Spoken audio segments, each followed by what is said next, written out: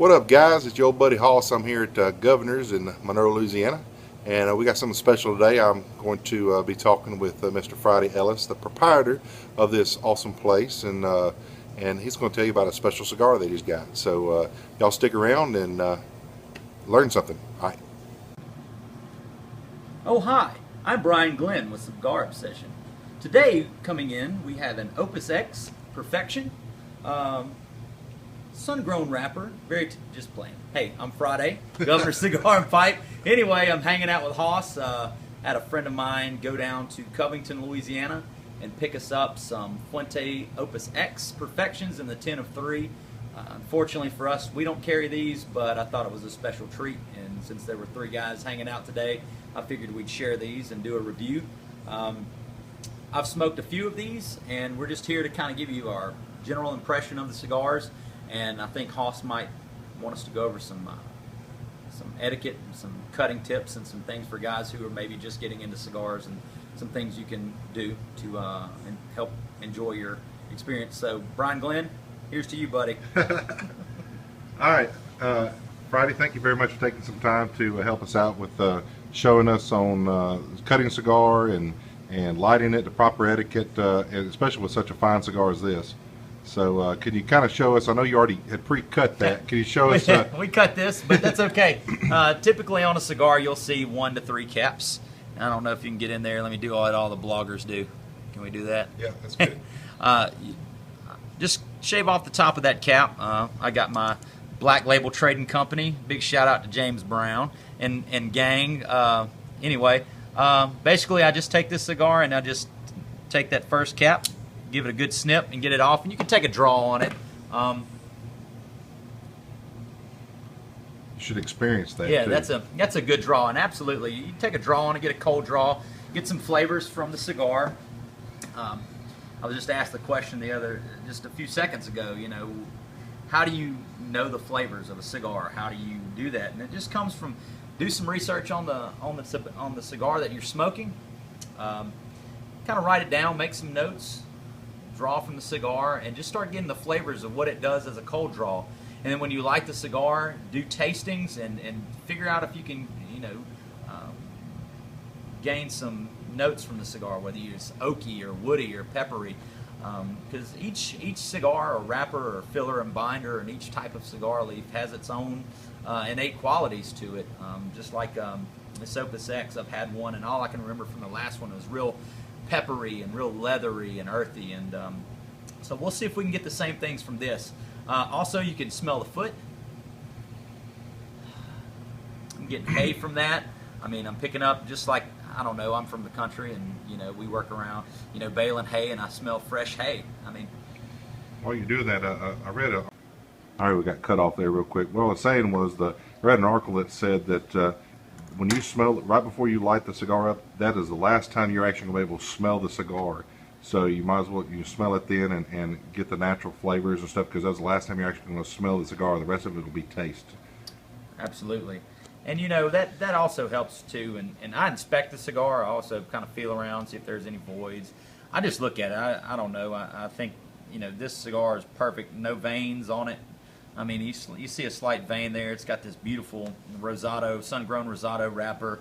I don't know. You just, you know, I learned to hand roll cigars while I was up in Kansas City with a guy, and you just realize, once you sit down and start doing that, you really realize the effort and the talent that it goes to take to roll a cigar like this. And so just appreciate it for the art form that it is, and you know, try to get everything you can from it, just like he said, before it's lit up, because at that point it's all taste then and aroma. So let's just we'll get this thing fired up, and Hoss and I will give you our impressions. And I'm excited to share this, because I haven't had, last time I had this, a good friend of mine, Corey Little, was married up in Nashville, Tennessee, and we celebrated with it. Excellent cigar to celebrate, so we'll celebrate friendship, and we'll get it toasted up and get it going. All right, stick around. All right, we are ready to light the cigar. Couple methods you can use. Obviously, you have your match that you can do. This cigar, what I like to do, and 2 little tricks of the trade or something else that you can do. This cigar came with a cedar spill on the foot, and I like to light my cigar with a cedar spill. It imparts some of that cedar nature into the cigar, and two, it's a gentle. You also have a torch lighter. This is a double flame from Cigar. You can, what I typically start to do, if you can get in a close-up of this, I start away from the cigar, and then I move it, and I keep this cigar at an angle. Awesome, ran out of fuel. Precarious technical difficulties. But anyway, you move the cigar closer, and when you start to see something to start to light there, that's where you keep the heat, and then you just rotate it, or you can just run this in a round circle around the edges and the center until you get a solid glow. And then once it's lit, you take a draw of this cigar, and I typically blow back in to make sure that the foot of this cigar has a solid red cherry at the end before I start. So what I'll do is I'm going to take this match here, get it going. I'm going to light this cedar spill on fire, and hopefully I don't burn myself, but we'll do it. There we go. We'll light this cedar spill on fire.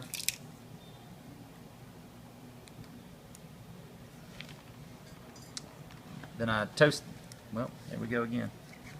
I'm going to toast the foot with that, and then I'll go ahead and draw it. Smell is awesome. I love the smell of that burning cedar. All right, and then I'll just toast the foot with this. And if you leave it away, eventually it'll start to catch. A little bit longer to light it this way, but it seems like it's... Yeah, it's going to start over here again. It does. I enjoy it this way. Don't put the cigar straight to the flame. Well, we're going to have technical difficulties with this one, but... You got more cedar over here. Okay. Hopefully it'll catch this way.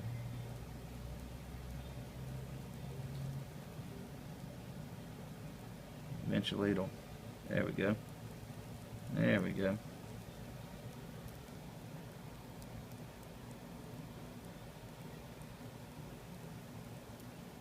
Would you call this a Cuban method of how they light their cigars? You know, to be quite honest with you, I don't know. I like it like this.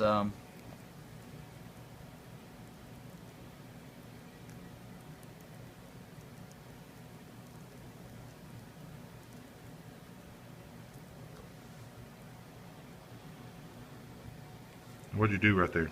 I just blew into the foot. Give a solid cherry at the bottom of that. But yeah, it's I like that. It gives that, I don't know, it has that cedar flavor to it that once you draw through there, gives that cedar flavor to it. Adds something extra. To me, anyway, I do that. Fuente also makes the double Chateau Fuente and the Chateau Fuente that I use that as well. So that's just another little something that you can do.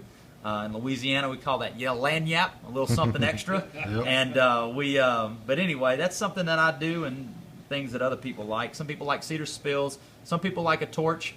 If I use a torch, I prefer a single flame because, to me, my personal opinion, I can light the cigar. I can touch the cigar up without having really to heat that wrapper up and get it going like that. So that's how it goes. And I'm gonna tell you, I really, off the bat, I got that pepper. It's right down the back of my tongue. And leather, man, that's wonderful. Just get that great aroma to this cigar.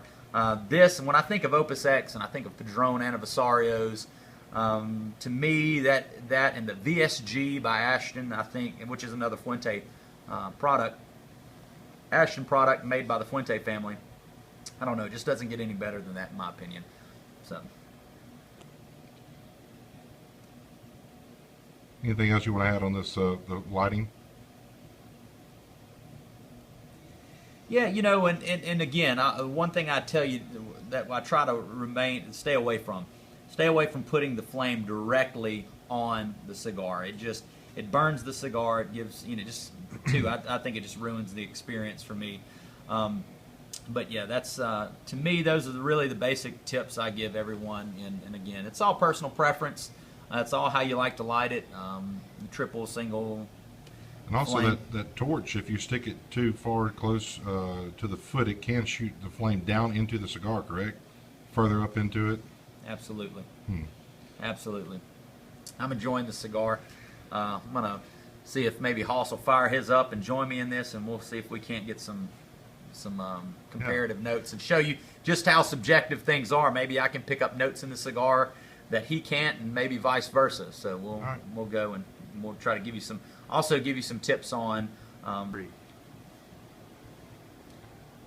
What do you think, Hoss? I'm loving it. Thank you very much for the cigar, Yeah. first off. And just the texture of this cigar. I love looking at the texture, and it has a real thin wrapper, very Cuban-esque, very, very thin wrapper. The taste is really good. I'm getting a lot of leather notes off of it. Immediately leather. Leather, absolutely. I get that. And you get this, when I think of pepper, I think of white or black pepper, of course. I'm getting like a white pepper off of this. There are certain cigars like the new Las Calaveras from the Crown Heads. I get this red pepper, like cayenne going down my tongue. And I always tell people, guys from Louisiana, we can get that because we cook with a lot of red pepper and cayenne. And but this white pepper, leather, got this zing on my tongue. Zing, the citrus. Yep, absolutely. Chad, our camera guy, lovely camera guy, he had, I just called you lovely. I'm not lovely at all. But yeah, that zing on your tongue, and whenever you think of zing, you think of Cuban cigars. Yes. They have this, what they call the Cuban zing, or there's something that you can't really explain or put your finger on, but yeah, that's it. And Chad was smoking his a while ago, and the same thing, he said, it's something I can't put my finger on, and that's, I guess, something that can't be explained other than zing. But yeah, leather, pepper. The wrapper's real toothy too, I see. Maybe mineral. Mineral. Yep. Yeah. Kind of minerally. This is my very first Opus X, by the way, so I'm not. Friday's kind of schooling me on this. Yeah.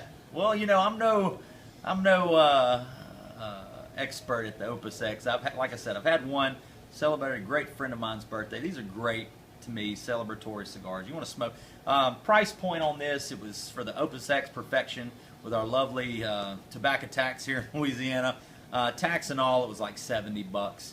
I think the 3-pack of Robusto came in at like $50. And I had a really good friend of mine that was in town in Covington that just happened to be by a shop that had these. And I said, swing by and get me those. So he picked me up a pack of these, and we were in the humidor, and I was showing Hoss, and he goes, oh, imagine that. 3-pack, 3 guys, let's share them. I said, what the hell, let's go ahead and do this. So, very, very, very generous. Yeah, whatever, man. You guys are good to me. So, absolutely. So, in things like this, I always tell people, it's something called the Retro Hell. Now, I will give which I don't know anything about. Okay. Well, Retro Hell is actually, and I always start out with warning, wait to do this before I'm finished explaining.